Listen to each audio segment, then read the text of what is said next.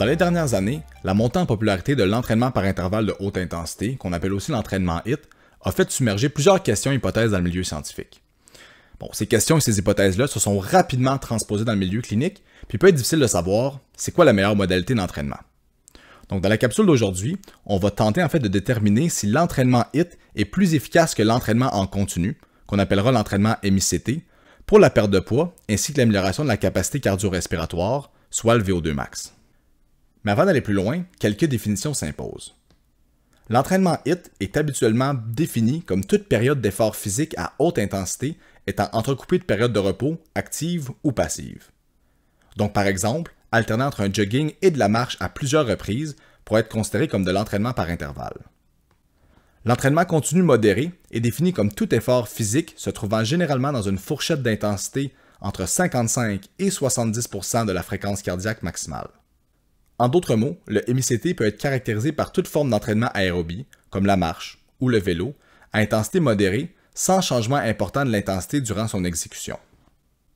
Maintenant qu'on est tous sur la même longueur d'onde, que disent les évidences scientifiques concernant l'efficacité de ces différentes modalités sur la perte de tissu adipeux? La méta-analyse de Wewege et collaborateurs en 2017 ont inclus 13 études ayant comparé le HIIT et le MICT. En moyenne, les participants au sein de ces études se sont entraînés pendant 10 semaines en raison de 3 fois par semaine.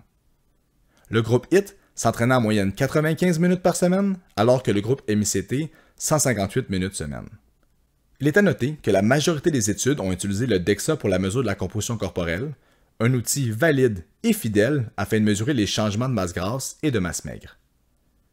Les individus ayant effectué le HIIT ont généralement perdu 1,7 kg de masse grasse, alors que le groupe MICT ont perdu 1,2 kg après l'intervention. En revanche, lorsqu'on compare les deux modalités, aucune différence statistique n'a été observée entre celles-ci concernant la perte de poids. Les auteurs ont également mis de l'avant que les protocoles effectués sur tapis roulant engendraient généralement une perte de masse grasse plus importante comparativement aux protocoles sur vélo.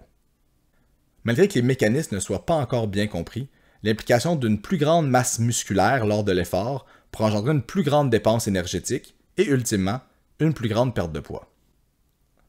Plus récemment, André Atto et collaborateurs en 2021 ont effectué une méta-analyse similaire, mais cette fois-ci comprenant plus de 48 études. Encore une fois, ces derniers ont observé aucune différence concernant la perte de masse grasse entre le HIIT et le MICT. Il est tout de même à noter que malgré une dépense énergétique plus faible dans le groupe HIIT, les auteurs ont observé une perte de tissu adipeux similaire comparativement au MICT.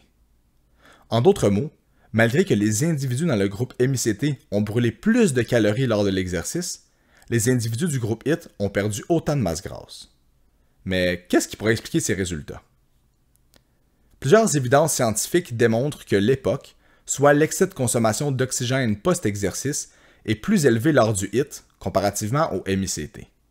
L'EPOC fait référence à la dette en oxygène accumulée durant une séance d'exercice. Donc, après que la séance soit terminée, la dépense énergétique reste plus élevée suite au HIIT comparativement à l'entraînement MICT. Mais il est tout de même important de relativiser l'effet de l'EPOC sur la dépense énergétique totale.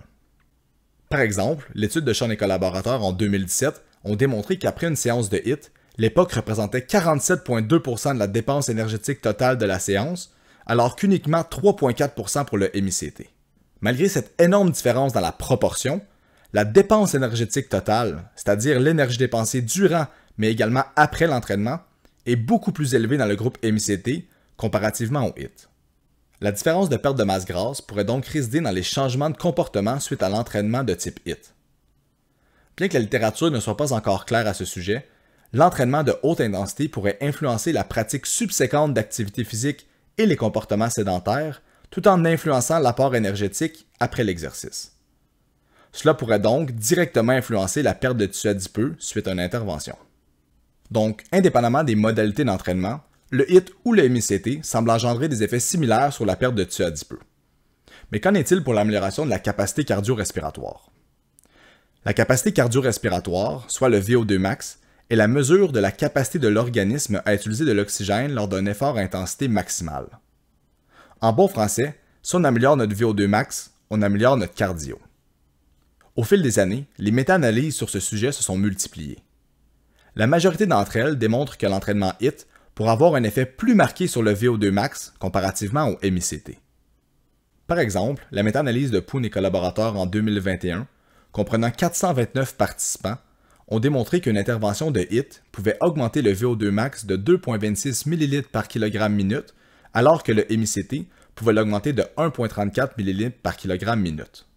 Lorsqu'on compare les deux modalités d'entraînement, on observe une différence statistiquement significative, mais avec toutefois un haut niveau d'hétérogénéité. Le I carré représente l'hétérogénéité au sein des études incluses dans la méta-analyse. En d'autres mots, le I carré fournit une estimation de la proportion de la variabilité entre les études incluses plutôt que par l'erreur d'échantillonnage. Baturana et collaborateurs en 2022 ont démontré qu'une multitude de facteurs pouvaient influencer cette hétérogénéité. En effet, l'âge, le sexe, la présence de diabète et même le protocole d'entraînement pouvaient influencer l'amélioration du VO2 max. Nous pouvons donc nous questionner, quel est le protocole de HIIT le plus efficace? La méta-analyse de Wen et al. En 2019 ont démontré que comparativement au MICT, uniquement les protocoles de HIIT ayant des intervalles de plus de 2 minutes, avec un volume à haute intensité d'au moins 15 minutes par séance et une durée d'intervention plus grande que 4 à 12 semaines, engendraient une plus grande amélioration du VO2 max. Malgré cette information, nous sommes tout de même en position de nous questionner sur les mécanismes physiologiques qui pourraient expliquer la supériorité du HIIT comparativement au MICT. Pour mieux comprendre ce qui pourrait influencer l'amélioration du VO2 max, nous pouvons regarder l'équation suivante, où le VO2 max est égal au débit cardiaque fois la différence artério-veineuse. Le débit cardiaque est la quantité de sang qui sort du cœur à chaque minute et la différence artério-veineuse est la capacité du muscle squelettique à utiliser l'oxygène lors d'un effort physique maximal. On peut donc constater que l'amélioration du VO2 max peut être expliquée par les changements au niveau cardiaque ou au niveau du muscle squelettique. McInnes et Gibala, en 2017, ont fait une recension exhaustive des mécanismes physiologiques pouvant expliquer l'amélioration du VO2 max suite au HIIT et au MICT. Les auteurs démontrent que les adaptations cardiaques, telles que les changements du volume d'éjection systolique, seraient plus importants lors des protocoles de HIIT comparativement au MICT, du moins pour une même dépense énergétique. Le VES, soit le volume d'éjection systolique, fait référence à la quantité de sang qui sort du ventricule gauche du cœur à chaque contraction. L'entraînement HIIT pourrait donc améliorer l'efficacité des battements cardiaques. En revanche, à la lumière des évidences scientifiques actuelles, il demeure difficile de déterminer quel protocole ou même quelle modalité serait le plus efficace pour engendrer des adaptations cardiaques. En ce qui concerne les adaptations au niveau musculaire, il semblerait que le HIIT pourrait davantage augmenter la densité et l'activité mitochondriale, ainsi que la capillarisation des tissus ciblés. L'ensemble de ces changements physiologiques permettront aux muscles de consommer plus efficacement l'oxygène, augmentant du fait même le VO2 max.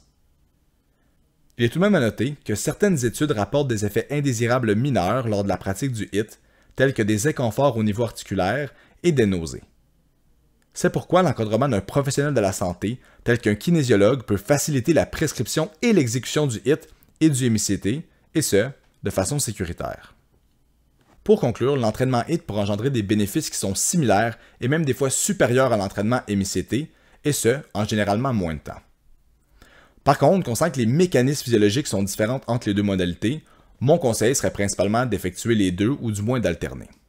Mais indépendamment de la modalité, que ce soit le HIIT ou le MICT, l'important c'est de bouger au quotidien, de faire de l'activité physique qui nous procure du plaisir. N'oubliez pas de vous abonner tant sur notre chaîne YouTube, Facebook et Instagram à Explique Balado pour plus de contenu vulgarisé touchant l'exercice, la santé et la nutrition. Au plaisir de vous revoir dans la prochaine capsule Explique-moi.